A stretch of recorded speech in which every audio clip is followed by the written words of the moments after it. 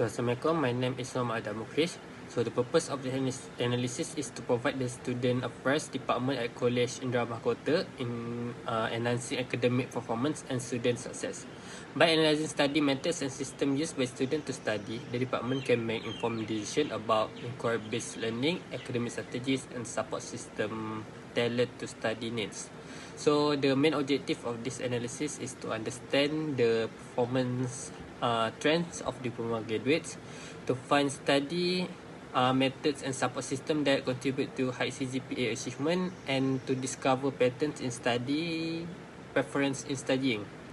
So, to achieve this objective, we use simple random sampling, which is SRS, to select a representative sample of 80 students from the dataset.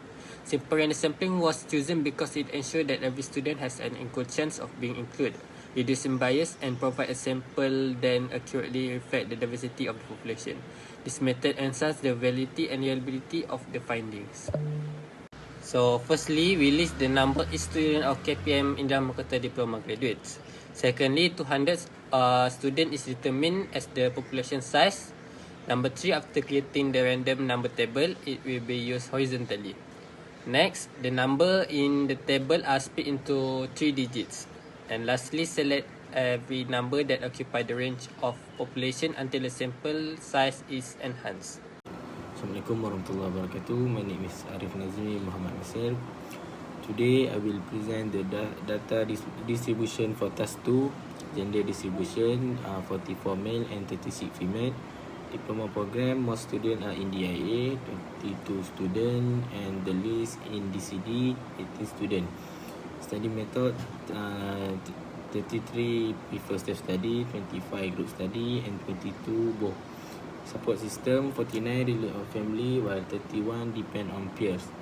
CGPA distribution, most students have a CGPA between 3.61 to 4.00, 20 students. Visualization, we use a pie chart, bar graph, and a histogram for better understanding.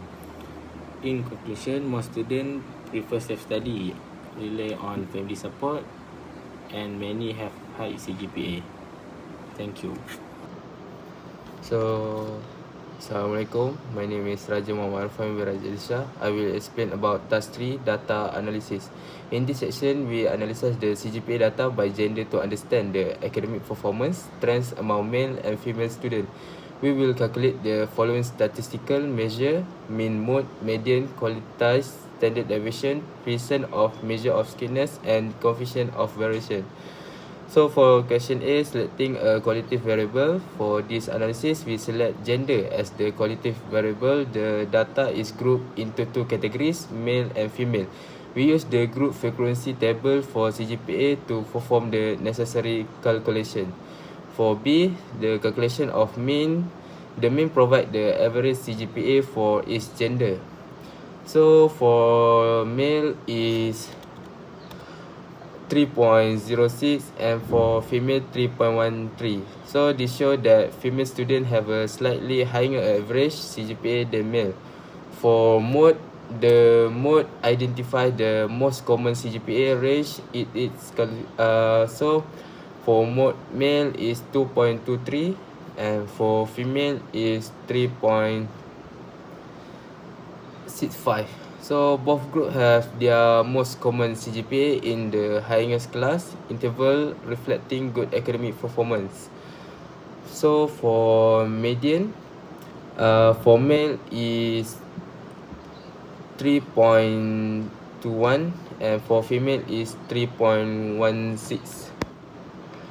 So the median CGPA for female student is higher than that of male students, indicating a generally better performance. So for standard deviation, the standard deviation measure the spread of CGPA score. For female is 0.63 and for female is 0.54. Female students show slightly more variability in CGPA score compared to male students.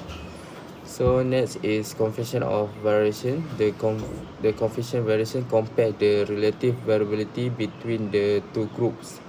So for male is 20.41, for female is 70.22. Female have a slightly higher relative variability, suggesting a wider range of CGPA score. So for Pearson measure of skewness, this measure the asymmetry of the CGPA distribution. For male is minus 0.71, for female is minus 0.17. Both distribution are left skewed, indicating more students have higher CGPA score, but the skewness is more pronounced for male students.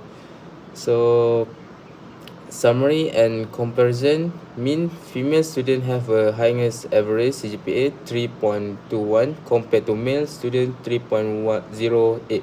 Mode and median, the most common and middle CGPA value are also highest for females, showing better overall performance.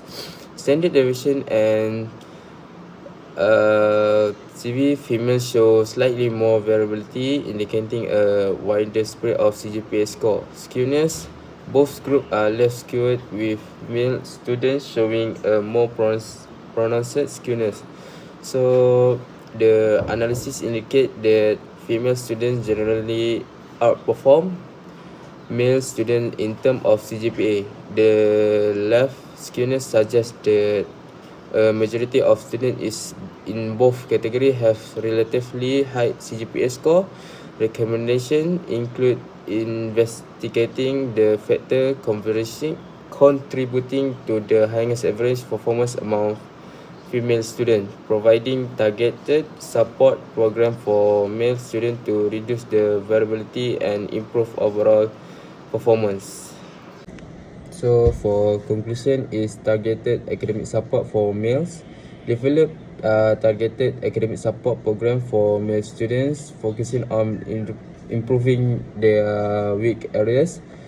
The Student Affairs Department could do mentoring programs such as struggling male students with high achieving peer to provide guardians and support. So next is refine suitable student methods for male students. Create study methods that can help male students achieve more consistent performance, such as refining assessment methods to ensure consistency and fairness, particularly for male students because they become more present in task-oriented assignment. So thank you. Next, mental health and well-being program. The Student Affairs Department could launch mental health and well-being initiative target at male students, including counselling service to help students manage academic and personal challenge. Specific outreach can be made to male students, ensuring they feel comfortable when using this service. Thank you. That's all from us. Thank you.